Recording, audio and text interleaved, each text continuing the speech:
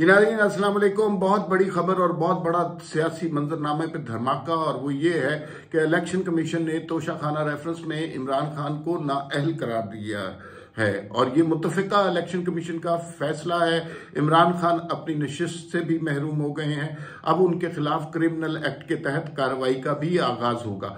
ये बहुत बड़ी खबर है। वो सारे लोग जो कहते थे कि इमरान खान लाडला बना हुआ है, इमरान खान कुछ लोगों का चहीता है, उन सारे लोगों को भी आज पता चल गया है कि जो जुर्म किया है उसकी सजा मिलेगी। इसके अलावा इमरान खान जिस तरह चीफ इलेक्शन कमिश्नर और चीफ इलेक्शन कमीशन के खिलाफ बहतान लगा रहे थे, वो भी आज उसकी वजह समझ आ गई है। हालांकि इलेक्शन कमीशन की कहीं से धांधली साबित नहीं हुई, कहीं से उन्होंने कोई मेलाफाइडी साबित नहीं हुई और एक बेहतरीन ऑफिसर इलेक्शन कमिश्नर लगाया, और उस सब के बावजूद आज वो फैसला आ गया जिसका मुद्दतों से इंतजार था। इस फैसले की इम्प्लीकेशन बहुत ज्यादा खतरनाक होंगी तहरीके इंसाफ के लिए, इसलिए कि ये फैसला बुनियादी तौर पर तोशाखाना रेफरेंस में निकाला गया है।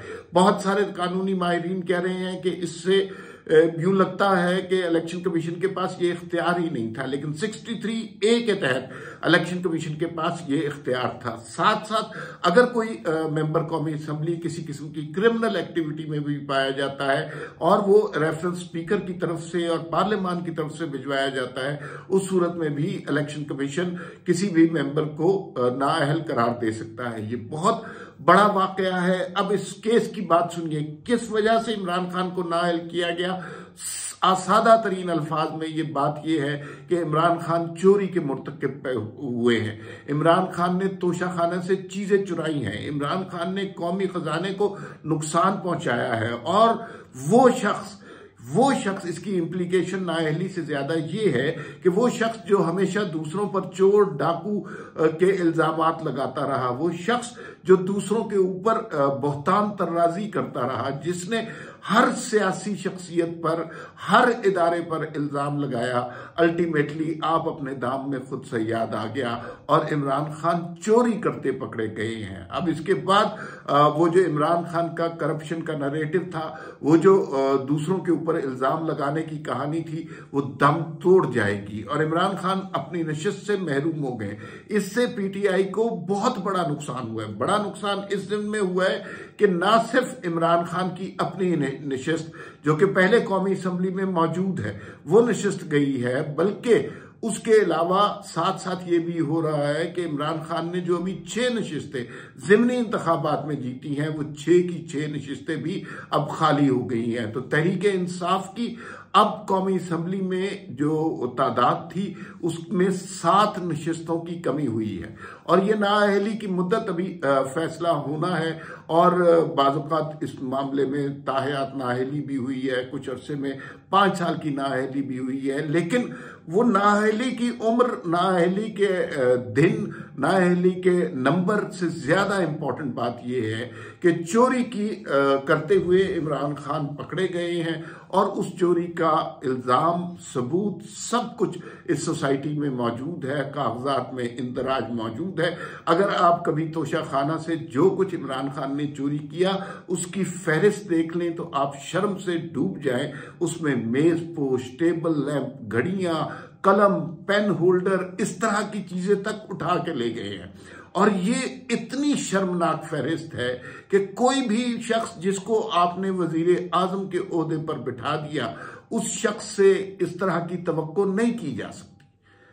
इतनी मामूली और छोटी चीजों की चोरी जो है वो नहीं की जा सकती। अब इस फैसले के साथ एक और फैसला भी जुड़ा हुआ है कि नवाज शरीफ साहब की एक जमाने में नाअहली की गई थी, और उस नाअहली को भी अब खत्म होना है। वो ताहयात नाअहली के हवाले से अगर ये सुप्रीम कोर्ट में जाएंगे या इस तरह की नाअहली होती है तो फिर नवाज शरीफ साहब को भी जो है बहाल करना पड़ेगा।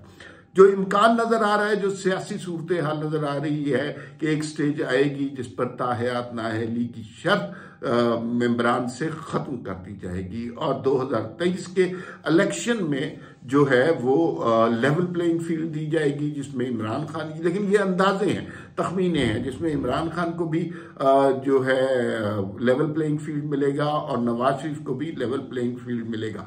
फिर उसके बाद वोटर जिसको मुंतखब करें उसका हक होगा कि वो इस मुल्क की हुकूमत संभाले। कोई हाइब्रिड निज़ाम नहीं होगा, कोई ऐसा निज़ाम नहीं होगा जो ऊपर से हमारे ऊपर मुसल्लत कर दिया जाए। ये अब इसके हवाले से तखमीने हैं। दूसरी जानिब तहरीक इंसाफ के वर्कर्स ने और इमरान खान ने एक मीटिंग में बुलाकर वहां पर जो है लॉन्ग मार्च की तैयारियों का शुरू कर दिया है सिलसिला, और वो सिलसिला जो है अब कंटेनर की तैयारियां, कंटेनर की रेनोवेशन और उस हद तक पहुंच गया हुआ है। तो अब इमरान खान इस फैसले पर निचले नहीं बैठेंगे। वो गुज़िश्ता बहुत अरसे से इस फैसले के खदशे में मुब्तला थे। ये फैसला अब आ गया है। अब देखना यह है कि हुकूमत, इस्टेब्लिशमेंट और इमरान खान, हुकूमत और इस्टेब्लिशमेंट एक साइड पे होंगे।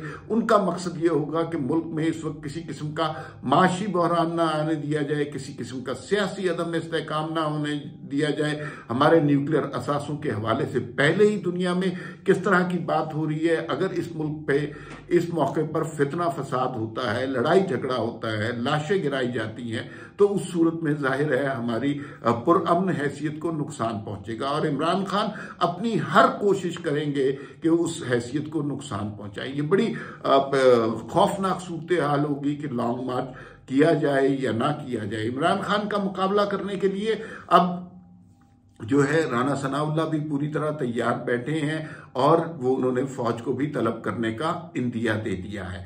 अब ये देखते हैं कि वो सारे लोग जो इमरान खान के गिर्द मंडलाते थे, जो ये तवक्को करते थे कि उनको कोई टिकट मिल जाएगा या उनको कोई तहरीक इंसाफ में कोई ओहदा मिल जाएगा, अब उन सारे लोगों को इस बात का इदराक हो गया कि इमरान खान वो शख्सियत नहीं है, वो नाअहल हो चुके हैं और वो शख्सियत नहीं है जो उनके मुतालिब और उनकी मकासद को पूरा कर सके। तो अब उनकी नजरें तहरीक इंसाफ के अंदर और छुपे हुए कायदीन की तरफ जाएंगे, जो कि बहुत सारे ऐसे किरदार हैं जो कोशिश कर रहे थे गुज़िश्ता कुछ अरसे से कि वो तहरीक इंसाफ की अगर इमरान खान की नाअहली होती है तो उस सूरत में सरबराही लें। इसमें परवेज खटक का नाम बहुत ज्यादा लिया जा रहा है क्योंकि उनके एस्टेब्लिशमेंट के साथ ताल्लुकात भी बहुत अच्छे हैं।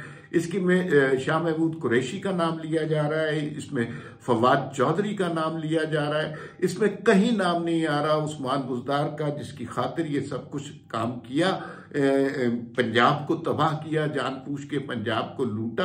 तो वो अब पीटीआई के अंदर एक क़यादत की जंग शुरू हो जाएगी, क्योंकि आपको याद हो कि नवाज शरीफ को जब नाअहल किया गया था, साथ साथ ये बात भी कही गई थी कि इस तरह का शख्स जो सजा याफ्ता हो वो पार्टी की क़यादत भी नहीं कर सकता। तो एक नया तहरीक इंसाफ के अंदर बहरान जन्म लेने वाला है, जिसकी तरफ अभी बहुत सारे लोगों को की तवज्जो नहीं गई है। अब आप सारी उस कैंपेन के बारे में सोचिए, और जो इमरान खान ने गुज़िश्ता 22 साल के अंदर चलाई, उसके अंदर हर शख्स पे करप्शन का इल्जाम लगाया, हर शख्स को चोर, डाकू, जालिम और पता नहीं क्या कहा, और वो उन मुकदमात में कभी कोई सबूत भी नहीं मिले। ये सारे इल्जामात थे, ये सारे सियासी जंग थे, ये सारे नफरत का एक बयानिया थे। अब बाजी पलट गई है, और बाजी पलट इस तरह गई है कि अब इमरान खान को रियासत पाकिस्तान ने, अब इमरान खान को इलेक्शन कमीशन ऑफ पाकिस्तान ने चोर डिक्लेयर कर दिया है।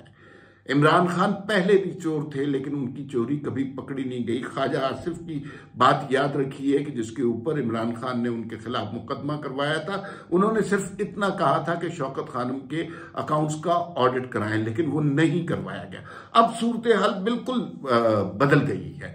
अब इमरान खान करप्शन का नारा नहीं लगा सकते, अब इमरान खान दूसरों को चोर और डाकू नहीं कह सकते, अब इमरान खान दूसरों के ऊपर इल्जाम तराशी नहीं कर सकते, इसलिए कि इस रियासत ने, इस इलेक्शन कमीशन ने, उन कागजात ने, उन सबूतों ने, उन दलीलों ने ये बात साबित कर दी है कि चोरी इमरान खान ने की है, और चोरी भी इंतहाई निचले दर्जे की है। और मैं आपको बताऊं कि ये बहुत छोटा केस है इमरान खान के जो जराइम के हवाले से। इमरान खान के खिलाफ अगर सबसे बड़ा केस बनाना चाहिए तो वो केस आइन को तोड़ने का था। जिस दिन तहरीक अदम एतमाद मंजूर हुई थी, उस दिन जो कुछ इमरान खान ने किया था, जो कुछ सदर आरिफ अलवी ने किया था, जो कुछ कौमी असम्बली के स्पीकर असद कैसर ने किया था, जो कुछ कौमी असम्बली के डिप्टी स्पीकर कासिम सूरी ने किया था, वो आइन तोड़ने के मुनाफी है। वो आर्टिकल 6 उस पर लगना चाहिए। लेकिन ये अभी इमरान खान के खिलाफ फैसलों की इब्तदा है। अभी फॉरेन फंडिंग का फैसला आना बाकी है। अभी तौहीन अदालत के हवाले से समातें जारी हैं। यूं लगता है कि इमरान खान का वो जो करी दौर था, वो जो नफरत अंगेज दौर था, वो जो इश्तियाल अंगेज दौर था, उस दौर को बिलाखिर खात्मा नसीब हुआ है। फिर मुलाकात होगी। अल्लाह हाफिज।